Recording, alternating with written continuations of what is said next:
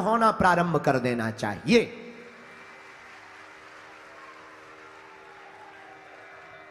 और अकेले नहीं, बच्चों को भी ले जाएं। इस्लाम धर्म में एक ही खूबसूरती है, चाहे जो हो जाए वो शुक्रवार को नमाज पढ़ने जरूर जाते हैं। है हमारे आदि जगत गुरु शंकराचार्य भगवान ने चारों मठों की स्थापना, मंदिरों की स्थापना इसीलिए की है कि ताकि महीने में एक बार, सप्ताह में एक बार हिंदू इकट्ठे मंदिर में बैठ करके सनातन प्रचार पर चर्चा करें। लेकिन इस देश का दुर्भाग्य है, 25 तारीख को क्रिसमस डे आता है तो हिंदू अपने बच्चों को सांता क्लॉज के पास ले जाते हैं, लेकिन रामनवमी आती है तो राम मंदिर नहीं ले जाते हैं। ये इस देश का दुर्भाग्य है। इसलिए अब हम हिंदुओं, सनातनियों को ये 5वीं आदत डालनी है, मंगलवार अथवा शनिवार मंदिर जाना प्रारंभ करना है। ऐसा करने से बच्चे पर संस्कृति का प्रभाव पड़ेगा। तुम्हारा बच्चा विदेशी नहीं बनेगा, तुम्हारा बच्चा धर्म विरोधियों के चक्कर में नहीं पड़ेगा, तुम्हारा बच्चा माता पिता भगवान का पान और पार्टी के चक्कर में रह करके अपनी जिंदगी बर्बाद नहीं करेगा। इसलिए बच्चे के संस्कारों पर बहुत ध्यान देना आवश्यक है। तो विवेक जी, आपने पूछा नाम जप करने वालों को क्या फायदा होता? ऐसे अनेक फायदे होते हैं। बोलो सियावल रामचंद्र की जय हो। और एक बात बोल दे, कह दो, बोलो, जोर से पूछो। जितने भी जवान लोग बैठे हैं सुन लो कान खोलकर। बहुत से लोग हमसे कहते गुरुजी तुम्हारी कथा में सब लड़के बहुत आते हैं। हमने कहा सुनो, भजन कर, मस्तक पर टीका लगाया, हनुमान जी ने हाथ पकड़ा, सरकार ये क्या है? तब राम जी ने कहा हनुमान, आने वाले समय में द्वापर में भगवान श्री कृष्ण के रूप में हम ही आएंगे, लेकिन कलयुग में बहुत देर से हमारा कल की अवतार होगा, तो कलयुग के राजा आज से तुमको ही घोषित किया जाता है। ये हनुमान जी के पास जो मुकुंद नाम की निधि है उसका परिणाम है। इसलिए गांव में इसका प्रमाण क्या है कि हनुमान जी कलयुग के राजा हैं। तुम्हें गांव में शंकर जी का मंदिर मिले या ना मिले, राम जी का मंदिर मिले या ना मिले, पर हमारे भाई साहब का मंदिर जरूर मिल जाएगा। इसका दूसरा प्रमाण क्या है? और देवताओं की प्राण प्रतिष्ठा करनी पड़ती, बुलाना पड़ता, मूर्ति बनवानी पड़ती।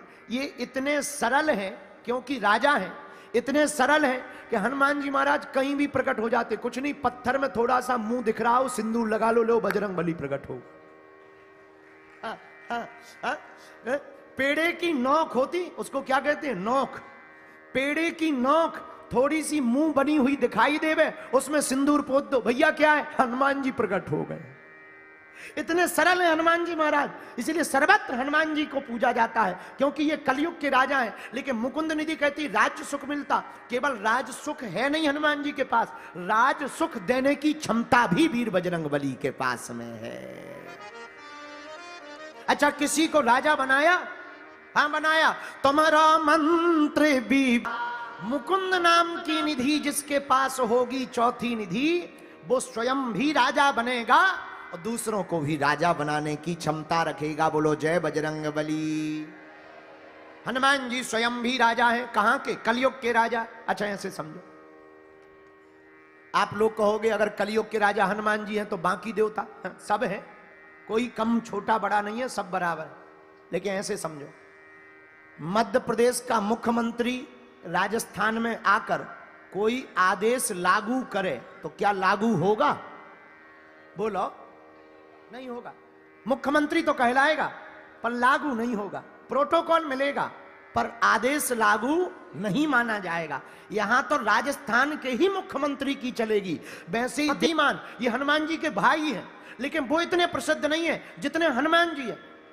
कारण हनुमान जी महाराज सेवक भी हैं, हनुमान जी स्वामी भी हैं, हनुमान जी दास भी हैं, हनुमान जी दाता भी हैं, हनुमान जी दीन भी हैं, हनुमान जी दीनानाथ भी हैं, हनुमान जी कलयुग के राजा भी हैं और राम की प्रजा भी है। इसके पीछे एक और कारण है, नंद नाम की निधि हनुमान जी के पास है। इसीलिए हनुमान जी ने अपने कुल का नाम इतना ऊंचा किया कि जहां भी अंजना माता का नाम आवे, केसरी का नाम आवे, पवन देव करता है।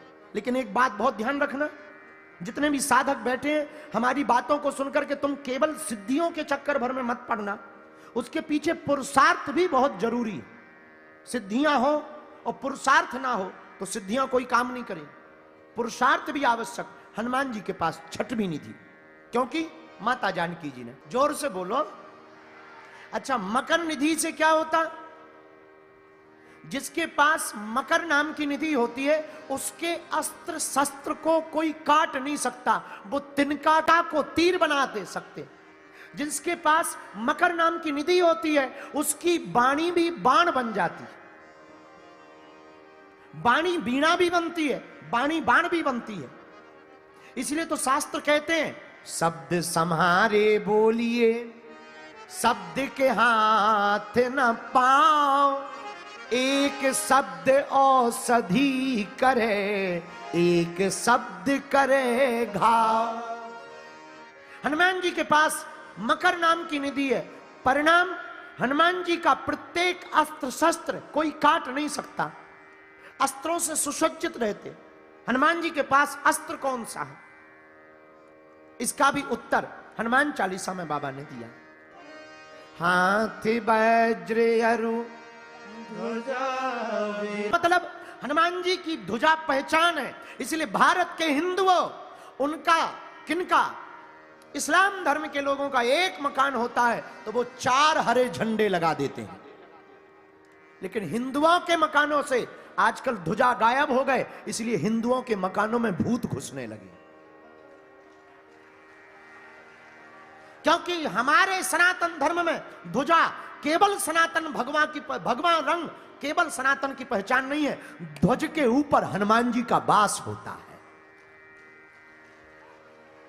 महाभारत काल में हनुमान जी महाराज को जिस स्थान पर बैठाया गया, जिस रथ के ऊपर बैठे, उस रथ के नाम पर उसका ही नाम कपिध्वज पड़ा, क्योंकि हनुमान जी महाराज उस रथ की ध्वजा के ऊपर बैठे हुए थे। हनुमान जी की आसन हमसे कोई पूछे, हनुमान जी के लिए आसन बढ़िया कौन सी है? एक ध्वजा है। अगर तुम भूत प्रीत नकारात्मक एनर्जी से परेशान हो, तुम्हारे मकान पर बार बार नजर बैठ रही हो, तो एक बड़ी ध्वजा हनुमान जी को स्पर्श करा करके शनिवार को अपने दरवाजे पर बांध दो, तुम्हारे घर के अंदर कोई भी भूत प्रीत प्रवेश नहीं। अपने मकान को राम जी का मकान बना दो।